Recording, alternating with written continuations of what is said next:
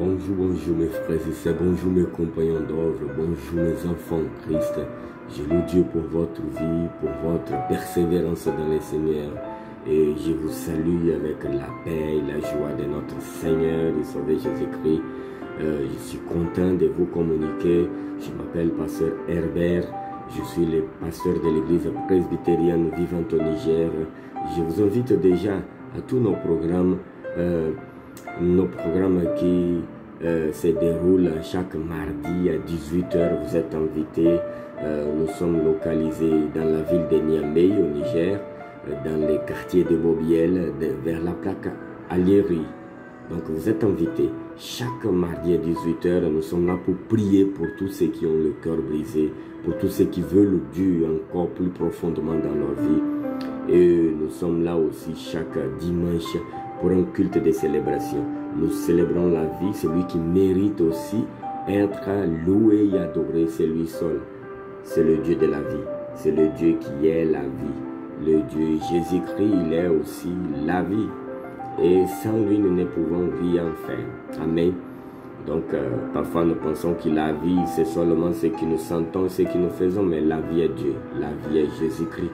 C'est celui qui nous sauve, c'est celui qui nous donne la vie. Donc, sans perdre de temps, nous sommes dans notre 19e jour de jeûne et je voulais méditer un peu dans la parole de Dieu avec vous. C'est un privilège de vous communiquer vraiment et je loue Dieu pour votre vie. Suivez notre chaîne vers YouTube et aussi sur Facebook. Donc, vous êtes invités à suivre, à vous abonner à ces pages et profiter de tout ce que nous avons. Amen, ici au Niger. Donc, nous allons lire ici un passage biblique dans l'épître de Paul aux Romains, chapitre 1, verset 16. Il dit, car je n'ai point honte de l'évangile, car c'est une puissance de Dieu pour le salut de quiconque croit, du juif premièrement et aussi au grec. Vous voyez une chose ici.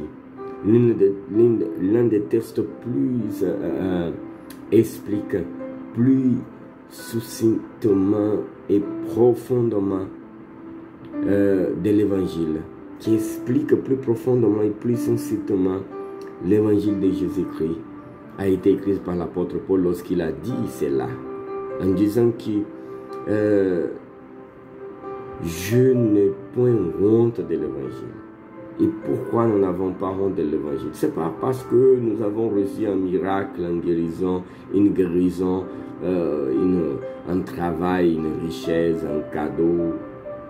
Nous avons vraiment reçu un cadeau. Mais ce cadeau, c'est le salut. Amen. Donc, venons ici. L'évangile n'a pas été manifesté par Dieu simplement pour améliorer la vie de l'homme, la société. Non. Jésus n'est pas venu améliorer la vie de la société ou simplement de l'homme, mais pour les racheter. Jésus est venu racheter l'homme, racheter son peuple. Il n'apporte pas la tranquillité, mais la paix. Ça, c'est plus profond, ça, c'est différent. La tranquillité et la paix. La tranquillité, on peut avoir, même quand on dort, on peut être tranquille. On ne sent rien, on n'imagine pas, on ne pense pas, on ne souffre pas parfois. Même il y a des maladies qui quand on dort, on ne sent pas, n'est-ce pas? Donc, mais ce que Jésus a venu apporter, c'est la paix. À l'âme de l'homme, au cœur de l'homme, la paix de l'homme avec Dieu. Il n'apporte pas les succès, mais l'obéissance. Il n'a pas venu dire à l'homme, tiens, tu es dans les succès, tu es dans les succès, comme nous entendons partout. Non, nous sommes là pour obéir. L'évangile de Jésus-Christ, il nous amène à l'obéissance. Il ne se contente pas de tolérance, mais promet l'amour. Ça, c'est l'évangile de Jésus-Christ. Il nous promet l'amour et non seulement la tolérance. Il ne se conforme pas, mais il se transforme. Nous sommes transformés pour la gloire de Dieu. Nous ne sommes pas conformés seulement à l'évangile. Nous sommes transformés par l'évangile. Nous ne sommes pas conformés au message de la croix. Nous sommes transformés par le message de la croix. Nous ne sommes pas des créatures qui suivent un Dieu qui nous conforme à ce qu'il veut, non. Il nous transforme à son image et ressemblance. Il ne rend pas l'homme glorieux, vraiment, mais les rachète afin qu'il rende gloire à Dieu. Nous sommes rachetés pour rendre gloire à Dieu, non pour être glorieux, non pour être reconnus, non pour être satisfaits de notre condition supérieure sur les hommes, mais de la condition de royauté de Dieu, de la condition de la grande révélation de Dieu. Un roi est venu vers nous et il s'est donné pour nous. Et ce roi appelle Jésus-Christ. Ça, c'est l'évangile de Jésus-Christ. Prions maintenant. Seigneur notre Dieu et notre Père, je te loue. Je te loue pour cet évangile puissant dans lequel je n'ai pas honte. Oh Dieu, je n'ai pas honte de ton évangile parce que c'est la puissance de Dieu pour le salut de quiconque croit en toi. Père, fais tes enfants croire, Seigneur.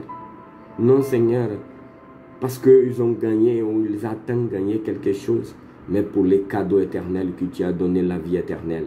Père, bénis tes enfants, prospère-le, élève-le de cet état de dépression, oh Dieu, d'angoisse, de tristesse profonde, d'ingratitude envers Dieu parce que ce qu'il demande, Dieu ne donne pas.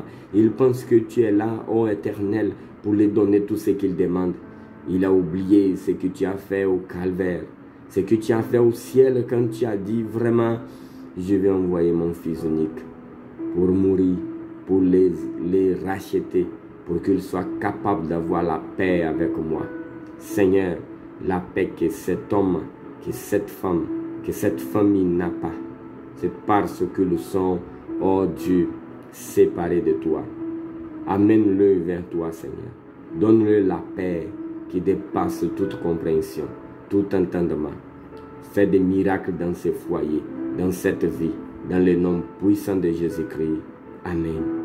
Soyez sauvés, soyez bénis, soyez honorés par la parole de Dieu. Que Dieu vous bénisse.